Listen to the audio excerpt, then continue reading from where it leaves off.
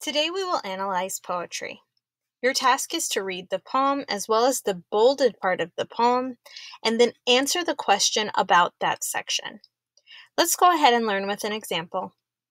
Before we begin, let's take a look at our notes.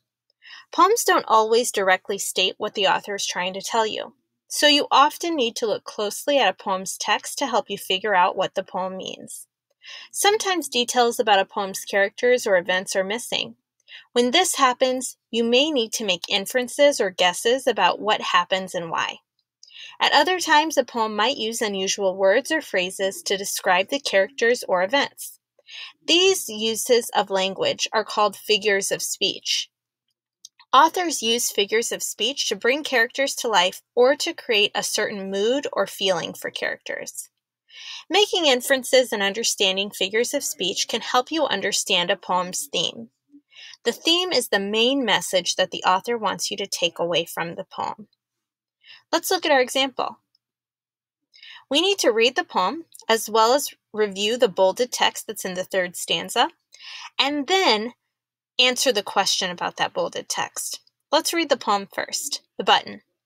1 hour left till my big speech. I slept not a wink last night. I slip off to the bathroom to check that I look all right. No spinach resides in my teeth. My pants are free from dirt. I hear a clatter. A button falls. There's a gaping hole in my shirt. I can't present my speech like this. My stomach's a soup of dread. But luckily, my best friend Rafi has a needle and some thread. I keep a kit in my locker, Rafi says, starting to sew. I have a lot to learn from Rafi. I head to class, ready to go. It says the bolded text shows a metaphor, which compares two things without using like or as. What is the purpose of this text?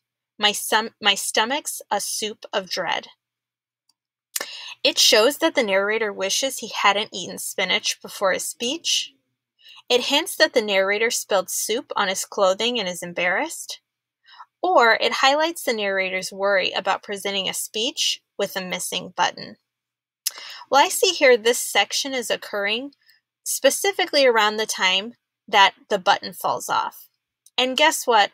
It says that he has no needle and thread, no way of fixing the shirt. And I can't present my speech like this lets us know that the narrator is worried about presenting the speech without the button on his clothes. I think the correct answer must be it highlights the narrator's worry about presenting a speech with a missing button. Let's check our work. It says under solution, my stomach's a soup of dread. The narrator compares his stomach to a soup.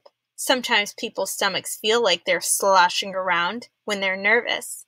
When the narrator calls his stomach a soup of dread, it suggests that he is dreading giving his speech. So, this is the purpose of the text. It highlights the narrator's worry about presenting a speech with a missing button. Remember, if you're confused, click Learn with an Example and read your notes.